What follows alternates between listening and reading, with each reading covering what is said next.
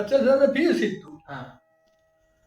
ನಿಮ್ಮ PUC? ನನಗೆ ನಂದು ಬಾವಿ ಇತ್ತ PUC. ಎಲ್ಲರಾಗಿಲ್ಲ, ಅವೆಲ್ಲ ಕ್ರಮಾಗತವಾಗಿ ಹೋದ್ರಲ್ಲ. ಇಷ್ಟ ಆಗುವಾಗ ಇನ್ನು SLC ಆದ ಕೂಡಲೇ ಅದೇ ಪ್ರಶ್ನೆ ಬಂತು ಕೂಡ, ಇನ್ನು ಮುಂದೆ ಏನು ಇವನು ಎಂತ ಮಾಡೋದು. ಒಂದು ಪೂಜೆಗೆ ಹೋಗ್ಕೊಂಡು ವರ್ಷದಲ್ಲಿ ಆದರೂ ಪುರೋಹಿತ ಕೆಲಸದ ಅವನು ಇನ್ನೂ ಒಳ್ಳೇದಾ.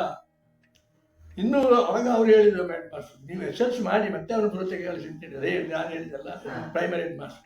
ಇವರು ಅದೇ ಏರಿಯಲ್ಲಿ ಇದ್ದಾರೆ ಸರ್. ಮತ್ತೆ ಯಾವಾಗ ಮಕ್ಕಳು ದಾರಿಗೆ ಹಾಕುದಿಲ್ಲ ಗೊತ್ತಾಗಬೇಕಲ್ಲ, ಹೊಟ್ಟೆ ಎಲ್ಲ ಮಕ್ಕಳಿಗೆ. ಮನೆಯಲ್ಲಿ ಏನಿಲ್ಲಲ್ಲ. ಆಗ ಮನೆಯಲ್ಲಿ ಏನಾಯ್ತು ಗೊತ್ತುಂಟ, ನಮ್ಮ ಸಾಮಾಜಿಕವಾಗಿ ಒಂದು ರೀತಿಯ ಒಂದು ಕ್ರಾಂತಿ ಆಯಿತು. ಅಂದರೆ ಹೊಲಗದ್ದೆಗಳೆಲ್ಲ ದುಡಿಯುವವನೇ ಹೊಲದೊಡೆಯ ಅಂತ ಒಂದು ನೀತಿ ಬಂತು ಇಂದಿರಾ ಗಾಂಧಿ. ಆ ಸಮಯದಲ್ಲಿ ಅವರು ಕಾಂಗ್ರೆಸ್ ಸರ್ಕಾರ ಇರುವಾಗ ದುಡಿಯುವವನೇ ಹೊಲದೊಡೆಯ ಅಂತ. ಅಷ್ಟಾಗಿ ಬ್ರಾಹ್ಮಣರೆಲ್ಲ ಮೊದಲು ಹೇಗೆ ಅಂತ ಹೇಳಿದ್ರೆ ಅವರು ದುಡಿಮೆ ಜಾತಿ ಅಲ್ಲ, ಅವರ ದುಡಿಮೆ ಇದು ಬೇರೆ. ಮಾರ್ಗದರ್ಶನ ಮಾಡಿಕೊಂಡು ಬ್ರಾಹ್ಮಣ ಮೊಗದ ಸ್ಥಾನದಲ್ಲಿ ಇದ್ದುಕೊಂಡಿದ್ದ ಹಿರಿಯರಾಗಿ ಗುರುಗಳಾಗಿ ಇದ್ದುಕೊಂಡಿರುವಂತಲ್ಲ.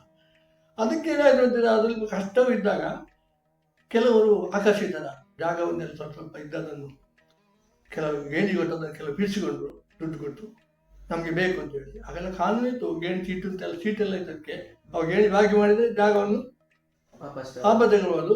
ಮೂಲ ಗೇಣಿ, ಚಾಲ ಗೇಣಿ ಎಲ್ಲ ಇತ್ತು ಆಗ ರೈತವಾರಿ ಪದ್ಧತಿಯಲ್ಲಿ. ಆಗ ಕೆಲವು ಬಿಡಿಸಿದ್ರು. ಹಾಗೆ ನಮ್ಮ ಅಜ್ಜಿ ಭಾರಿ ಬುದ್ಧಿವಂತ, ಅಜ್ಜ ಬರೇ ಸೋಮರಿ ಅಂತ ತಂದೆ, ನಮ್ಮ ತಂದೆ ತಾಯಿ ಆಗಿ ಅವರು ಅದೇ ಫ್ಯಾಮಿಲಿ. ಆಗ ನಾನು ನಮ್ಮ ಹೆಡ್ ಮಾಸ್ಟರ್ ಫ್ಯಾಮಿಲಿ ಅವರೇ ತುರ್ಕ. ಅವರೇನು ಮಾಡಿದ್ರು ಅಂತ ಹೇಳಿದ್ರೆ, ಮಗ ಇದು ಆಗ್ಲಿಕ್ಕಿಲ್ಲ, ನಾನು ಸ್ವಲ್ಪ ಗದ್ದೆ ಉಂಟಲ್ಲ ಇದನ್ನು ಕೊಡೋದು ಬೇಡ ಯಾಕೆ ಸರ್, ಬಿಡಿಸಿಕೊಂಡು ಸಾಗುವಳಿ ಮಾಡಿ ಶುರು ಮಾಡಿ. ಸಾಗುವಂತೆ ಅಂತಂದು ರಾತ್ರಿ ಆಗಲು ದುಡಿದೆ, ಎಲ್ಲ ಕೆಲಸಗಳನ್ನು ಮಾಡ್ತಿದ್ರು. ತಂದೆ ಮುಡಿಗಟ್ಟುವುದನ್ನ ಹಿಡಿದು ಹಾರೆ ಬಿಕ್ಕಾಸು ಕೊಟ್ಟು ಮನಕ್ಕೆ ಆಡು ತಾಳೆವರೆಗೆ 60 ವರ್ಷ ಆಗ ತಾಳೆವರೆಗೆ ಹತ್ತಿದ್ದೆವು. ನಾವು ಹೆದರ್ತಿದ್ದೆವು ಬೇಡ ಅಂತೇಳಿ. ಅಷ್ಟು ಕಷ್ಟ ತಾಳೆವರೆಗೆ ಹತ್ತಿದ್ದು ಎಲ್ಲ ಕೆಲಸ ಅಂತೇಳಿ ನಾವು ಮಾಡೋದು. ನಾನು ಹೆಂಡತಿ ಕೂಡ ಮಾಡ್ತಿದ್ದೆವು, ಅವಳು ಕೂಡ ಮಾಡಿದ್ದಾಳೆ ನೇಜರಲ್ಲಿ. ಆ ಕಾಲದ ಸಾಧಾರಣ 68ನೇ ಇಸ್ವಿಯವರೆಗೆ ಮನೆಯಲ್ಲಿ 7 ಮುಡಿ ಗತ್ತೆ, ಆ ಗದ್ದೆ 5 ಜೋಡಿ ಎತ್ತುಗಳು. 5 ಜೋಡಿ ಎತ್ತುಗಳಿಂದ ಉಳುವವರು ಬೆಳಗ್ಗೆ ಬರುವಾಗ ಅವರಿಗೆ ರೆಡಿ ಮಾಡಿಕೊಡ್ಬೇಕು, ನೇಜಿ ಹಾಕಬೇಕು, ಗದ್ದೆ ಹೊಡಿಬೇಕು. ಪಂಪ್ ಇಲ್ಲ ಆಗ, ಎಲ್ಲ ಕಟ್ಟ ಅಂತೇಳಿ ತೋಳಿಗೆ ಹಾಕಿ ನೀರಿನಲ್ಲಿ ಸಾಗುವಳಿ. ಆ ಕಷ್ಟದ ನಮ್ಮ ತಂದೆ ಸಾಗುವಳಿಯಲ್ಲಿ ಹೆಚ್ಚು ಮನಸ್ಸು ಮಾಡಿ ನಮಗೆ ಅದನ್ನೇ ಬೋಧಿಸಿದ್ರು. ನೀನು ಸ್ವಲ್ಪ ಪೂಜೆ ಮಾಡಿ, ಶಾಲೆಗೂ ಹೋಗಿ, ನೇಜಿ ನಡಿ, ಗದ್ದೆ ಕೆಲಸ ಮಾಡಿ, ಮಣ್ಣು ಹೊರಿ, ಗೊಬ್ಬರ ಹೊರಿ ಹೇಳಿದರೆ ನಿಮಗೆ ಆಶ್ಚರ್ಯ ಆಗುವುದು. ನನ್ನ ತಮ್ಮ BCom ಮಾಡ್ತಾ ಇದ್ದಾರು ಕೂಡ ಬರುವಾಗ ಆದಿತ್ಯವರ ಅಲ್ಲಿಂದ ಬಂದರೆ ಆ ದಿವಸ ಗೊಬ್ಬರ ಅವರು, ಮಕ್ಕಳು ಬಂದ ದಿವಸ ಗೊಬ್ಬರ ಅವರು. ಯಾಕೆ ಒಬ್ಬರು ತುಂಬಿಸೋರ್ಬೇಕು, ಒಬ್ರು ಹೊರಬೇಕು, ಕೊಂಡೋಗಬೇಕು. ಅದಕ್ಕೆ ಅಂತೇಳಿ ಯಾವ ರಜೆ ಉಂಟು, 4 ರಜೆ ಉಂಟ, ಸ್ವತಂತ್ರಾಚರಣೆ ಮಧ್ಯಾಹ್ನದಲ್ಲಿ ಗೊಬ್ಬರ ಹಾಕುದು, ಗದ್ದೆಗೆ ಗೊಬ್ಬರ ತೆಗೆದು 5 ಜೋಡಿ ಎತ್ತುಂಟು. ದಿನ ಅವರು ಇಷ್ಟು ಸೊಪ್ಪ ಅಡಿಗೆ ಸೊಪ್ಪ ಗೊಬ್ಬರ ಹಾಕ್ತೇವೆ. ಎಷ್ಟು ಗೊತ್ತುಂಟ ಗೊಬ್ಬರ ಅಂತ ಹೇಳಿದ್ರೆ ಅದು ಎಂಥದ್ದು. ಈಗ ನಿಮಗೆ ಎದ್ಲಿಕ್ಕೆ ಬಿಡ್ಲಿಕ್ಕೆ ಒಂದು ಹಾಗೆಲ್ಲ ಕೃಷಿಯೇ ಪ್ರಧಾನ ಆಯಿತು ನನಗೆ. ಕೃಷಿ ಪ್ರಧಾನ ಆಗುವಾಗ ನಾನನ್ನೇನು ಮಾಡಿದ್ರು ಅದಲ್ಲಿ ನಿಲ್ಲಿ, ಕೃಷಿ ಕಷ್ಟವೇ. ಒಳ್ಳೆ ಪ್ರಗತಿ ಆಯಿತು, ಗಟ್ಟಿ ತಿಂದೆವು. ಬೈ ಹುಲ್ಲಿನ ಅಕ್ಕಿ ಇತ್ತು, ಬೈಯಿಂದ ತೆಗೆದದ್ದು, ಅದನ್ನು ಊಟ ಮಾಡಿದೆವು, ಅದರ ಪಟ್ಟಿ ತಿಂತಿದ್ದೆವು.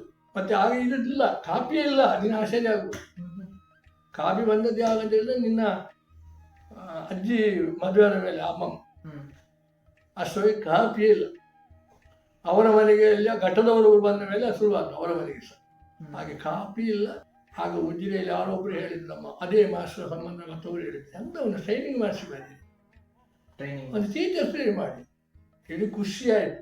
ಯಾಕಂತ ಹೇಳಿದ್ರೆ ಒಂದು ಸಂಬಳ ಬರೋರು ಒಬ್ರು ಮನೆಗೆ ಬರಬೇಕಲ್ಲ, ಒಬ್ಬ ಆದರೂ ಬಂದು ಸಾಕು ಅಂತ ಹೇಳಿದ್ರು. ಟೀಚರ್ ಆಗ ಅದೊಂದು ನಮ್ಮ ಭಾಗ್ಯ ಅಂತೇಳಿ ನನಗೆ. ಅವರಿಗೆ 2 ವರ್ಷ ಇದ್ದಂಥ TC, ಆ ವರ್ಷ 1 ವರ್ಷ ಆಯಿತು. ಒಬ್ಬ ವಾಸನೆಯವರು ಅವತ್ತು ಯಾರೊಬ್ಬರು ಹೊಸ ಸಂಶೋಧನೆ ಶಿಷ್ಯದ ಬಂದು ಅಗತ್ಯ ಇಲ್ಲ 2 ವರ್ಷ, PUC ಅಷ್ಟೇ ಸಾಕು. PUC 1 ವರ್ಷ ಇತ್ತು, ಒಂದೇ ವರ್ಷ. ಪುನಃ 2 ಇದ್ದು 1 ಆಯ್ತು, ಪುನಃ 2 ಆಯಿತು. ಆಗ ಹೈಯರ್ ಸೆಕೆಂಡ್ರಿ ಆಯ್ತು. ಮತ್ತೆ ಹಾಗೆಲ್ಲ ಆಯ್ತಲ್ಲ, 9 ಕ್ಲಾಸ್ 11 ಕ್ಲಾಸ್ ಆಯ್ತಲ್ಲ ಹೈಸ್ಕೂಲಲ್ಲಿ. 11ಕ್ಕೆ ನಮಗೆ 11, 8 ಹೈಸ್ಕೂಲ್ ಪ್ರೈಮರಿಯಲ್ಲಿ, 3 ಹೈಸ್ಕೂಲಲ್ಲಿ, 11ಕ್ಕೆ SLC secondary school leave certificate. ಮತ್ತೆ ಹೈಯರ್ ಸೆಕೆಂಡ್ರಿ ಮಾಡಿದ್ರು. ಅಲ್ಲಿ 8ನೇ ಕ್ಲಾಸ್ ಅಂತ ತೆಗೆದು ಇಲ್ಲಿ 8ನೇ ಕ್ಲಾಸ್ ಹೈಸ್ಕೂಲ್ಗೆ ಹಾಕಿದ್ರು. 8, 9, 10, 11 4 ಅಲ್ಲಿ ಹಾಕಿ. PUC 1 ವರ್ಷ ಮಾಡಿದ್ರು, ಒಂದು ಕಡಿತ ಮಾಡಿ. ಏನೆಲ್ಲ ಮಾಡಿದ್ರು ಅವರು, ಯಾವ ಗಿಡಕ್ಕ. ಹಾಗಾಗಿ ಒಂದೇ ವರ್ಷದ ಟಿ ಸಿ ಆಗ್ತದೆ ಉಜಿರೆಯಲ್ಲಿ ಆಯಿತು, ಬೇಸಿಕ್ ಟ್ರೈನಿಂಗ್ ಸ್ಕೂಲ್ ಅಂತ. ಅದೇ ವರ್ಷ ಅದು ಬರುವ ವರ್ಷಕ್ಕೆ ಅದು ಮುಚ್ಚಿ ಹೋಯ್ತು. ಅದು ಯಾವ್ದು ಭಾಗ್ಯ ಬೆನ್ನು ಹಿಡಿದ್ರೆ, ಒಳ್ಳೆದಾಗ ಯೋಗ ಇದ್ರೆ ಅದು ಹೇಗಿದ್ರು ನೋಡಿ ಅಷ್ಟೇ. ಅನ್ನೋದು ಇನ್ನೂ ಉಂಟಂದ್ರೆ ಅನುಭವ ಪ್ರಮಾಣ ಉಂಟು. ಒಂದು ವರ್ಷದ ಟಿ ಸಿ ಅಂತ ಆಯ್ತಲ್ಲ, ಕೆಲವರು ನಮ್ಮೊಟ್ಟಿಗೆ ಇದ್ದವರು ಹೋಗಿ ಕಾಲೇಜಿಗೆ ಹೋದರು, ಪಿ ಸಿ ಮಾಡಿದವರು ಡಿಗ್ರಿ ಮಾಡಿದ್ರು, ಕೆಲವರು ಬ್ಯಾಂಕಿಗೆ ಸೇರಿದ್ರು, SSLC ಆದವರು ಬ್ಯಾಂಕಿಗೆ ಕೂತಿದ್ರು. ಆಗ SSLC ಆದವರು ಮಾಸ್ಟರ್ ಕೆಲಸಕ್ಕೆ ಹೋಗ್ಬೋದು, ಟೀಚರ್ಸ್ ಟ್ರೈನಿಂಗ್ ಮಾಡ್ಬೋದು, ಕ್ಲರ್ಕ್ ಎಲ್ಲ SSLC ಆಗ. ಹಾಗಾಗಿ ಒಂದು ವರ್ಷದ ಪಿ ಸಿ ಆದ ಕೂಡಲೇ ಇದು TCH ಟೀಚರ್ಸ್ ಟ್ರೈನಿಂಗ್ ಸರ್ಟಿಫಿಕೇಟ್, ಅಲ್ಲಿ ಅದು ಬೇಸಿಕ್ ಅಂತೇಳಿ ಗಾಂಧೀಜಿಯವರು 9th ಆಲಿನ್ ಸಿಸ್ಟಮ್, ಹೊಸ ಶಿಕ್ಷಣ ಪದ್ಧತಿ ಅಂತ. ಬೇಸಿಕ್ ಸಿಸ್ಟಮ್ ಮೂಲವಾದ್ರಿಂದ ನೂಲು ತೆಗಿಲಿಕ್ಕೆಲ್ಲ ಇತ್ತು ಟಕ್ಲಿಯಲ್ಲಿ. ಅದೆಲ್ಲ ಮಾಸ್ಟರ್ ಇದ್ರು ಒಬ್ಬರೇ ವಿವಿಂಗ್ ಇನ್ಸ್ಟ್ರಕ್ಟರ್ ಅಂತ. ಅದು ಹಂಜಿ ಮಾಡೋದು, ಅದನ್ನು ಇದು ಮಾಡೋದೆಲ್ಲ ಹೇಳಿದ ಸಮಸ್ಯೆ. ಅದಕ್ಕೆ ಟಕ್ಲಿಯಲ್ಲಿ ಬಿಡೋದು ಚರಕವಂತ ಮತ್ತೆ ಅದಕ್ಕೆ ಪದ್ಯ ಎಲ್ಲ ಗಾಂಧಿ ತಾತ ಮಾಡಿ ಚರಕ ಅಂತ ಹೇಳಿ ತಿರುಗಿಸಿ ಅದೇ ತೆಗೆದು ನೂಲು ತೆಗೆದು ಆ ನೂಲು ಹಿಂಜಿ ಮಾಡಿ ಅದು ಹಂಜಿ ಮಾಡಿ ಕೆಲವೇನಾದ್ರು ಹೆಸರುಂಟು ಮಾಡಿ ಅದನ್ನು ನಾವು ಕೊಡಬೇಕು ವರ್ಷಕ್ಕೆ ಇಷ್ಟು ಅಂತ ಮಾಡಿ ಬಟ್ಟೆ ಮಾಡಲಿಕ್ಕಿಲ್ಲ, ನೂಲೇ ನಮ್ಮ ನೂಲ ಪಿಂಡೆ ಆಗಿ ಹೋಗ್ಬೋದು, ಅದು ಕೊಂಡೋಗಿಲ್ಲ ಅಲ್ಲಿ. ಹಾಗೆ ವೀವಿಂಗ್ ಇನ್ಸ್ಟ್ರಕ್ಟರ್ ಅಂತ ಒಬ್ಬರು. ಮತ್ತು ಬೇಸಿಕ್ ಎಜುಕೇಷನ್ ಅಂತಂದರೆ ಅಲ್ಲೇ ಇರಬೇಕು, ಭಜನೆ, ಸರ್ವಧರ್ಮ ಪ್ರಾರ್ಥನೆ, 5 ಗಂಟೆಗೆ ಇರಬೇಕು, ಸ್ನಾನ ಮಾಡಬೇಕು, ಸರ್ವಧರ್ಮ ಪ್ರಾರ್ಥನೆ. ಆಮೇಲೆ ಉಜಿರೆಯಲ್ಲಿ ಈಗ ಉಂಟು ಸಿದ್ಧವನ ಗುರುಕುಲ, ಅದರಲ್ಲಿ ನಾವಲ್ಲೇ ಇದ್ದದ್ದು. ನಮಗೆ ಅಲ್ಲಿ 3-4 ರೂಮ್ಗಳಿಗೆ ಕೊಡ್ತಾ ಇದ್ರು. ಅದಕ್ಕೊಂದು ನಿಲಯ ಮತ್ತೆ ಒಂದು ಅದು ಎಜುಕೇಶನ್ ಒಂದು ಕ್ರಮ ಬೇರೆ, ಎಲ್ಲ ಬೆರೆಸ ಎಜುಕೇಶನ್. ಹಾಗೆ ಅಲ್ಲಿ ಅದಕ್ಕೆ ಮಾರ್ಕ್ ಜಾಸ್ತಿ ಇತ್ತು ಸಹಜೀವನಕ್ಕೆ. ಪಾಠದಲ್ಲಿ ಎಷ್ಟು ಒಂದು ಅಷ್ಟಕ್ಕೆ ಅವನಿಗೆ ಅದು ಸಹ ಉಂಟು. ಕಮ್ಯುನಿಟಿ ಲಿವಿಂಗ್ ಅಂತ ಒಂದು ಸಬ್ಜೆಕ್ಟ್, ಅದರಲ್ಲಿ ಫೈಲ್ ಅದು ಫೈಲೇ. ಕೆಲವರು ಮರಾಠಿಯವರು ಇದ್ದರೆ ತೊಂದರೆ ಮಾಡುವವರೆಲ್ಲ ಮಕ್ಕಳಿಗೆ ಮಕ್ಕಳು ಸಿಕ್ಕಿಬಿಟ್ಟಿಗೆಲ್ಲ ಹೋಗ್ತಾರೆ. ಹಾಗೆ ಅದು 30 ಸೀಟ್ ಇದ್ದದ್ದು. ಉಜಿರೆ 30, ಮಂಗಳೂರು 30, ಉಡುಪಿ 30 ಅಂತ ಇತ್ತು ಆಗಾಲ. ಉಜಿರೆ 30 ಸೀಟು, 30 ಸೀಟ್ ಸಹ ಭರ್ತಿ ಆಗಲಿಕ್ಕಿಲ್ಲ. 3 ತಿಂಗಳ ನಂತರ ಬಂದವರು ತಗೊಂಡ್ರು. ಒಬ್ಬ ಕ್ರಿಶ್ಚಿಯನ್ ಹುಡುಗ ರಾಬರ್ಟ್ ಕೊರೆ ಅಂತ ಇತ್ತು. ಅವ 3 ತಿಂಗಳಾದ ಮೇಲೆ ಬಂದ. ಯಾವುದು ಸಿಕ್ಕಲಿಲ್ಲ, ನನಗೆ ನೇವಿಗೆಲ್ಲ ಹೋಗ್ಬೇಕು, ಅದಾಗಲಿಲ್ಲ ಇದಾಗಲಿಲ್ಲ ಅಂತ ಹೇಳಿದ್ರೆ ಇದಕ್ಕೆ ಬಂದ. ನಾನು ಸೇರ್ಬೇಕು, ಅದು ಸೇರಿಸಿಲ್ಲ. ಪಾಸಾಗಿ ಪುನಃ ಅದಕ್ಕೆ ಹೋದ. ಅದು 1 ವರ್ಷ ಹಾಳು ಮಾಡಲಿಲ್ಲ. ಆಗ ಟೀಚರ್ಸ್ ಟ್ರೈನಿಂಗೆಲ್ಲ ಆಗ 1 ವರ್ಷ ಆಗುವಾಗ ಈಗಿನ ಹಾಗೆ ಆಗ ಉದ್ಯೋಗ ಹುಡುಕಿಕೊಂಡು ಹೋಗ್ಲಿಕ್ಕಿಲ್ಲ. ಬೇಕಾದವರು ಹುಡುಕಿಕೊಂಡು ಮನೆಗೆ ಬರ್ತಿತ್ತು. ಪೇಪರೆಲ್ಲ ಇಷ್ಟು ಮಾರ್ಕ್ಸ್ ನೋಡಬೇಕು, ಇಂಥ ಶಾಲೆಗೆ ಬೇಕಾದವರು ಇದೆಲ್ಲ ಬರ್ತಾ ಇತ್ತು. ವೇಕೆನ್ಸಿ ಅಂತ ಹೇಳಿದ್ರೆ ಆಗ ಎಜುಕೇಶನ್ ವಿಸ್ತಾರ ಆಗೋ ಸಮಯ ಬರುತ್ತೋ ವೇಕೆನ್ಸಿಗಳು ಅದೇ ವೇಕೆನ್ಸಿ ಜಾಸ್ತಿ ಕ್ರಿಯೇಟ್ ಆಗ್ತಾ ಇತ್ತು. ನನಗೆ ಆಗ ಎಷ್ಟು 14 ವರ್ಷ SSLC, 17 ಟ್ರೈನಿಂಗ್, ಜಾಸ್ತಿ 18,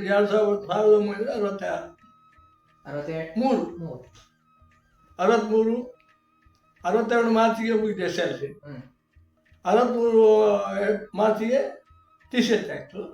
63 ಆದ ಕೂಡ ಸೀದಾ ಮನೆಗೆ ಬಂದದ್ದು. ಮತ್ತೆ ಮನೆಯಲ್ಲಿ 18 ವರ್ಷಕ್ಕೆ ಮನೆಗೆ ಬರುವಾಗ ಮನೆಯಲ್ಲಿ ಮಾಡ್ತಾರೆ ಕೆಲಸ ಎಲ್ಲ ಆಗಿ ಮಕ್ಕಳ ಕಲಿತ. ನಮ್ಮ ಒಬ್ಬ ಮತ್ತೆ M.Com ಮಾಡಿದ, ಅದು ರೂಮ್ ಮಾಡಿಕೊಂಡು ಅಲ್ಲಿದ್ದ, ಇಲ್ಲಿ ಕಾಲೇಜಲ್ಲಿ M.Com ರ್ಯಾಂಕ್ ಹೊಡೆದವ. ಮತ್ತೊಬ್ಬ ರಾಮಗುಂಜಲ್ಲಿ ಕಲಿತದ್ದಲ್ಲ ದತ್ತಾಯಿ ಮನೆಯಲ್ಲಿ ಇಟ್ಕೊಂಡು ಅವನು ಕೂಡ ಅಲ್ಲಿಗೆ ಸಿದ್ಧವನಿಗೆ. ನಾವು ಸಿದ್ಧವನ ಋಣ ಜಾಸ್ತಿ ನಮ್ಮ ಮನೆಗೆ, ಧರ್ಮಸ್ಥಳದ ಋಣ ಉಂಟಲ್ಲ ಜಾಸ್ತಿ. ನಮ್ಮಲ್ಲಿ ಹೆಚ್ಚಿನ ಮಕ್ಕಳೆಲ್ಲ ಅಲ್ಲಿಯೇ ಕಲಿತರು. ಅಲ್ಲಿ ಸಂಸ್ಕೃತ ತಗೊಂಡವರಿಗೆ ಉಚಿತ ಶಿಕ್ಷಣ ಇತ್ತು. ನನ್ನ ತಮ್ಮ ಚಿಕ್ಕಪ್ಪನ ಒಬ್ಬ ಸುಬ್ರಹ್ಮಣ್ಯ ಆಚಾರ್ಯ ಅಂತ ಹೇಳುವವನು ಈ ಕಡೆ ಇಲ್ಲಿದ್ದಾನೆ ಈಗ, ಇಲ್ಲಿ ಮೂಡಿಬಿದ್ರೆ. ಅವನಿಗೆ ಸಂಸ್ಕೃತ ತಗೊಂಡ ಕಾರಣದಿಂದಾಗಿ ಫ್ರೀ ಬೋರ್ಡಿಂಗ್ ನೋಡಿ 1 ವರ್ಷ ಸಂಸ್ಕೃತಕ್ಕೆ ಪ್ರೋತ್ಸಾಹ ದೃಷ್ಟಿಯಿಂದ. ಆದರೆ ಅವನಿಗೆ ಅದೇ ಬಂದು ತೊಂದರೆ ಆಯಿತು. B.Ed ಮಾಡುವಾಗ ಅವನಿಗೆ ಸಂಸ್ಕೃತದಲ್ಲೇ B.Ed ಮಾಡಬೇಕಂತ ನಾವು ಹಾಗೆ ಬಂತು. ಮತ್ತೆ ಅವನಿಗೆ ತೊಂದರೆ ಆಗಿ ಮತ್ತೆ ಅವನು ಜನರಲ್ ಟೀಚರ್ ಆಗಲಿ ಕಷ್ಟಪಟ್ಟ ಸುಮಾರು. ಸ್ಪೆಷಲ್ ಟೀಚರ್ ಅದಾವ. ಕೆಲವು ಸಲ ಕಲ್ತದ್ದು ಹೆಚ್ಚಾಗುವುದುಂಟು, ಕಲ್ತು ಬಿಡೋದು ಬೇಕಾದಷ್ಟು. ನಮಗೆ ಅದು ಬಂಧನ ಆಗ್ತದೆ. ಅದಕ್ಕೆ ನಾನು ಉದಾಹರಣೆ ಹೇಳ್ತೇನೆ ಮತ್ತೆ ಹೇಗೆ ಆಯಿತು ನನಗೆ ಅಂತ. ಮತ್ತೆ ಪರಿಹಾರ ಆಗ್ತದೆ, ಒಮ್ಮೆ ಸಫರ್ ಆಗಬೇಕಾಗ್ತದೆ. ಹಾಗೆ ಒಂದು ಪೇಪರ್ ನೋಡಾಗ ಆ ಪೇಪರ್ನಲ್ಲಿ ಧರ್ಮಸ್ಥಳದಲ್ಲಿ ಹಾಕುಮೈಲಾರಿ ದಿಡ್ಲೆ ಎಂಬಲ್ಲಿ ಒಂದು ಅನಂತವರ್ಧನಾಮ ಶಾಲೆ ಮುಖ್ಯೋಪಾಧ್ಯಾಯರು ಬೇಕಾಗಿದ್ದಾರೆ ಅಂತ ಒಂದು ನೋಡಿದೆ ನೋಡಿ ಇಲ್ಲಿ ಗೌರ್ಮೆಂಟ್ ಇದ್ದು ಅಪ್ಲಿಕೇಶನ್ ಹಾಕಿದೆ ಅಷ್ಟೇ. ಆ ಕಾಲ್ ಕವರಿ ಮಾಡ್ತಿರಲಿಲ್ಲ ಅವರು. ರಿಸಲ್ಟ್ ಬಂದ ಕೂಡಲೇ ಇದ್ದು ಏಪ್ರಿಲಲ್ಲೇ ನನಗೆ ನಾನು ಓದೋದು. ರಿಸಲ್ಟ್ ಬರಲಿಕ್ಕೆ ಮತ್ತೆ ಉಂಟು. ನಾನು ಅಲ್ಲಿ ಹೋಗಿ ನೋಡಿ ಬರುವ ಅಂತ ಹೋದೆ. ಹೇಗೆ ಹೋದ್ರಿ ನಿಡ್ಲೆಗೆ? ಹೇಗೆ ಹೋಗುದು? ಧರ್ಮಸ್ಥಳಕ್ಕೆ ಹೋದೆ. ಈಗ ಹೇಳಿದ್ರೆ ಆಶ್ಚರ್ಯ ಆಗುದು. ಧರ್ಮಸ್ಥಳಕ್ಕೆ ಹೋಗಿ ಖರ್ಚು ಎಷ್ಟು ಗೊತ್ತುಂಟಾಗ 13 ಆಣೆ ಉಪಾಯಿಗಳೆಲ್ಲ 13 ಆಣೆ ನಡ್ಕೊಂಡೇ ಹೋಗಿ ನನ್ನ ತಾಯಿ ನನ್ನ ಅಜ್ಜಿ 13 ಆಣೆ ಉಳಿಸ್ತಿದ್ದು. ನಡ್ಕೊಂಡು ಹೋಗಿ ಮಗ ನಾವು ನಡ್ಕೊಂಡು ಹೋಗುವ, ಬೇಗ ಹೊರಡುವ, ಮಧ್ಯಾಹ್ನಕ್ಕೆ ಅಲ್ಲಿ ಛತ್ರ ಎಲ್ಲಾದ್ರೂ ಬಿಟ್ಟರೆ ಎಲ್ಲೇ ಒಂದು ಊಟ ಮಾಡುವ, ನೀರು ಕುಡಿ, ಯಾರ ಮನೆಯಲ್ಲೇ ಹೋಗಿ ಅವಲಕ್ಕಿ ತಿನ್ನುವ, ಸಂಜೆ ಹೋಗುವ ಅಂತೇಳಿ 13 ಆಣೆ ಉಳಿಸಿ ಸರಿ ನೆನಪುಂಟು. 13 ಆಣೆ ಇನ್ನೊಂದು ಸ್ಟೀಲ್ ಲೋಟೆ, ಒಂದು ಹಂಡೆ, ಅದು ಹೇಳಕ್ಕೆ ಹಸಿರಾಗಿ 13 ಆಣೆ ಧರ್ಮಸ್ಥಳದಲ್ಲಿ ಉಳಿಸಿದ ದುಡ್ಡು ಅಂತ ಕೇಳಿದ್ರು. ಹಾಗೆ ಹಾಗೆ ಹೆಂಗಸರೆಲ್ಲ ಹಾಗೆ ದುಡ್ಡು ಮಾಡ್ತಿದ್ರು. ತರಕಾರಿ ಮಾಡಿದ ದುಡ್ಡು, ಹಾಲು ಮಾಡಿದ, ತುಪ್ಪ ಮಾಡಿದ ದುಡ್ಡು, ಅವ್ರು ಫಂಡ್ ಹಾಕಿ ರೈಸ್ ಮಾಡ್ತಾ ಇದ್ರು. ಹೀಗೆ ಮತ್ತೆ ಮೊದಲು ಒಂದು ತಟ್ಟಿ ಮಾಡ್ತಾ ಇದ್ರು. ಒಂದು ತಟ್ಟಿಗೆ 4 ಕಡೆ ಆಗ ಮಡಲಿಗೆ ಅದು ಹೇಳಿದಷ್ಟೆಂದು ನಾನು ಸಹ ಕಲ್ತಿದ್ದೇನೆ. ಮಡಲನ್ನು ನೀರಲ್ಲಿ ಹಾಕಿ ಅದು ತೆಗೆದು ಮಧ್ಯ ದಿವಸ ಹೆಂಡ್ತಿ ಅದನ್ನು ಸಿಕ್ಕಿ ಅದಕ್ಕೆಲ್ಲ ಹೋಗ್ತಿತ್ತು, ಚಪ್ಪರಕ್ಕೆ ಹೋಗ್ತಿತ್ತು ಅದು. ಆಗ ಶಾಮಿಯಾನ ಇರಲಿಲ್ಲ, ಎಲ್ಲ ಕಡೆ ಚಪ್ಪರ. ಯಾರ ಮನೆಯಲ್ಲಿ ಕಂಗಿನ ಹೊಗೆ ಹಾಕುದು, ಆಮೇಲೆ ಕಂಗಿನ ಇದು ಅಡಿಗೆ ಬರೋ ಸಿಡಿ ಅದನ್ನೇ ಚಪ್ಪರ ಹಾಕಿ ಮಾಡ್ತಿದ್ರಲ್ಲ, ಚಪ್ಪರದ ವ್ಯವಸ್ಥೆ ಇತ್ತಾಗ. ಹಾಗೆ ಈಗ ನಾನು ಎಲ್ಲಿ ಹೋದೆ? ಚಪ್ಪರಕ್ಕೆ ಹೋದದ್ದಲ್ಲ, ನಿಡ್ಲಕ್ಕೆ ನಡ್ಕೊಂಡೇ ಹೋಗ್ಬೇಕು ಧರ್ಮಸ್ಥಳದಿಂದ. 4 ಮೈಲು. ಎಷ್ಟು ಹೊತ್ತು ಬೇಕಾಗಿತ್ತು ಧರ್ಮಸ್ಥಳದಿಂದ? ಧರ್ಮಸ್ಥಳದಿಂದ ಅಲ್ಲ, ನೀವು ಕಾರಿಂಜದಿಂದ ನೀವು ನಡ್ಕೊಂಡು ಹೋದಾಗ? ನಡ್ಕೊಂಡು ಹೋಗುವಾಗಲ ಅದು ಬೆಳಿಗ್ಗೆ ಹೊರಡು ಸಂಜೆ. ಅಷ್ಟು ವೇಗವಾಗಿ ನಡೀತಿದೆ. ಅಜ್ಜಿ ಅವ್ರಿಗೆ ಕಾಲು ನೋವು ಶುರು ಆಯ್ತು ಒಮ್ಮೆ ನನಗೆ ಹೋಗುವಾಗ. ಅಲ್ಲಿ ಉಜಿರೆಯಲ್ಲಿ ಒಂದು ಸಂಬಂಧಿಕರ ಮನೆಗೆ ಹೋದೆವು ಮತ್ತೆ ರಾತ್ರಿ. ಈಗಲೂ ನೆನಪುಂಟು ನನಗೆ. ಆ ಮನೆಗೆ ನಾನು ಹೋಗಿದ್ದೇನೆ. ನಮ್ಮ ಸಂಬಂಧವೇ ಅಜ್ಜಿಯ ಅಕ್ಕನ ಮನೆ ಎಡ್ವರ್ಡ್ ಯಾರು, ಅವರ ಮನೆಗೆ ರಾತ್ರಿ ಅಲ್ಲಿ ಕೂತೆವು. ಬೆಳಿಗ್ಗೆ ಎಣ್ಣೆ ಎಲ್ಲ ಹಚ್ಚಿ ಸ್ವಲ್ಪ ಕಾಲು ಗಟ್ಟಿ ಮಾಡಿ ನನ್ನನ್ನು ತಟ್ಟಿಕೊಂಡೇ ಹೋಗುದು, ಎತ್ತಿಕೊಂಡೇ ಹೋಗುದು. ಸ್ವಲ್ಪ ದೂರ ಕಾಲು ಹುಡುಕಿದ್ದು. ಆಗ ನೀವು 18 ವರ್ಷ ಇದ್ರಲ್ಲ? 18 ವರ್ಷಕ್ಕೆ ಅಷ್ಟು ತಾಯಿದ್ದವರಿಗೆ ಒಂದು ತುಂಬ ಹೊತ್ತುಕೊಂಡಲ್ಲ, ಕೈಯಲ್ಲಿ ಇಟ್ಕೊಂಡು ಆದರ್ಶ ಎಣ್ಣೆ ಓದದ್ದು ಸಾಧಾರಣ. ಅವರು ಯಾವುದಕ್ಕೂ ತಯಾರಿದ್ರು. ಅದು ಅವ್ರು ಕುಕ್ಕಿಲದ ದಿವಸ ಆಗಿ ಅವ್ರಿಗೆ ಅಲ್ಲಾಗ ಹೆರಿಗೆ ಮಾಡ್ಲಿಕ್ಕೆ ಗೊತ್ತಿತ್ತು, ಅವರಿಗೆ ಬರ್ಸ್ಲಿಕ್ಕೆ. ಹೀಗೆ ಹೋಗಿ ಧರ್ಮಸ್ಥಳದಲ್ಲಿಗೆ ಎಷ್ಟು ಸಮಯ ಬೇಕು, ಒಂದು ಬೆಳಿಗ್ಗೆ ಸಂಜೆ ಹೋಗು. 24 ಮೈಲ್ ಏನಾಗ್ತದೆ ಅಂತ ಆಗುತ್ತೆ ಲೆಕ್ಕ. 24 ಮೈಲ್ ಧರ್ಮಸ್ಥಳದಲ್ಲಿ ನಮ್ಮ ಮಾವನ ಮನೆ ಇತ್ತಲ್ಲ, ನನ್ನ ತಂಗಿ ಮನೆ. ಅವನ ಮನೆಗೆ ನಾವು ಹೆಚ್ಚು ಹೋಗ್ತಾ ಇದ್ದೇವೆ ಅಲ್ಲಿ. ನನ್ನ ತಮ್ಮ ಒಬ್ಬ ಅಲ್ಲಿ ಕಲ್ತದ್ದು, ಎಸ್ ಮಾಡಿದ್ದು, ಸಣ್ಣದಮ್ಮ ವಾಸ್ತವ. ಹಾಗೆ ನಡ್ಕೊಂಡೆ ಹೋದೆ. ಹೋಗುವ ಮೆಟ್ಟಿಲ್ಲ, ಆಗ ನನಗೆ ಮೆಟ್ಟು ಸಹ ಇಲ್ಲ, ಜೋಡಾಗ ಕ್ರಮವೇ ಇಲ್ಲ. ಬಾರಿಗಾಲಲ್ಲೇ ನಡ್ಕೊಂಡು ಹೋಗು. ಶ್ರೀಮಂತರು ಟರ್ಲಿಂಗ್ ಶರ್ಟ್ ಬೇಕಾದ್ರೆ ಕೂಗಬೇಕು. ನಮ್ಮ ಮನೆ ಕೂಗಿದ್ದೇನೆ. ಟರ್ಲಿಂಗ್ ಶರ್ಟ್ ಉಂಟು ಆಗ. ಟರ್ಲಿನ್ ಶರ್ಟಲ್ಲಿ ಈ ಸಿಲ್ಕ್ ಡೈ ಉಂಟಲ್ಲ, ಟರ್ಲಿನ್ ಅಂತ, ಅದು ಹಾಕಿದ ಕೂಡಲೇ ಶ್ರೀಮಂತರ ಮಗ ಅಂತ ಲೆಕ್ಕ. ಟರ್ಲಿನ್ ಶರ್ಟ್ ಮಾಡಿದೆ. ಎಲ್ಲರಿಗೆ ಬಂತು. ಬಡವರ ದೊಡ್ಡ ಕಾಲಾಗಿ ಕಾಲು ಕೂತ್ಕೊಳ್ಬಾರ್ದು. ಕಾಲ ಮೇಲೆ ಕಾಲು ಹಾಕಿದ ಕೂಡಲೇ ಅವನು ಅದು ಶ್ರೀಮಂತ. ನೀವು ಕೂತ್ಕೊಳ್ಳ, ನಾವು ಬಡವರು ಕೆಳಗೆ ಕೂತು, ಯಾರ ಎದುರಲ್ಲಿ ಕೂತ್ಕೊಳ್ಬಾರ್ದು. ಆ ಕಾಲ ಮೇಲೆ ಕಾಲು ಹಾಕಬಾರ್ದು. ಚಿಟ್ಟೆಯಲ್ಲಿ ಕೂಡ ಹಾಗೆ ನಿಯಮಗಳು, ಗೌರವಕ್ಕೆ ಚುಚ್ಚಿ ಬರ್ತದೆ ಅಂತ. ಹಾಗಾಗಿ ಕೆಲವರು ಆಗ ಅದಕ್ಕೆ ಸ್ವಲ್ಪ ರಿವೋಲ್ಟ್ ಮಾಡಿಕೊಂಡೆಲ್ಲ ಮತ್ತೆ ಬೆಳವಣಿಗೆ ಆಯ್ತು ಸಮಾಜದಲ್ಲಿ. ಅದು ಹೋಯ್ತು. ಮತ್ತೆ ಶ್ರೀಮಂತರು ಕೆಳಗೆ ಶುರು ಮಾಡಿದ್ರು. ಶ್ರೀಮಂತರದ್ದು ಒಂದು ಇದ್ದಾಗ ಬಡವರ ಮಕ್ಕಳು ಕಲಿಬಾರ್ದು. ಈಗ ನೀನು ಕಲಿತು ಹೋದ್ರೆ, ನಾನು ಕಲಿತು ಹೋದ್ರೆ, ನಾನು ಪುರೋಹಿತಕ್ಕೆ ಪೂಜೆ ಮಾಡೋ ಮನೆಗೆ ಜನ ಇಲ್ಲ. ಹಾಗೆ ನಾವೆಲ್ಲರೂ ಹಾಗೆ ಹೋದವರು ಕಲಿತು ದೊಡ್ಡವರಾಗಿಬಿಟ್ಟು. ಅಲ್ಲಿ ಪುಂಡ್ರಿಕಾಚಾರ್ಯ ಓದಿದಾರಲ್ಲ ಈಗ, ಅವರನ್ನು ಹಾಗೆ ಶಾಲೆಗೆ ಕಳಿಸಿಲ್ಲ, ಪೂಜೆಗೆ. ಅವರು ಪ್ರೋತ್ಸಾಹ ಕೊಡುದಿಲ್ಲ, ಆ ಮನೆಯವರಿಗೆ ಪ್ರೋತ್ಸಾಹ ಕೊಡ್ಲಿಕ್ಕೆ. ಓದ್ರಿ ನಿನಗೆ ಓದ್ರಿ, ಹೇಳ್ಬೋದು ನಿಂದು ಯಾವ ಅಂದ್ರೆ ಬುದ್ಧಿವಂತಿಗೆ ಸ್ವಂತ ಮನೆಯಲ್ಲಿ ಹೇಳೋದಿಲ್ಲ.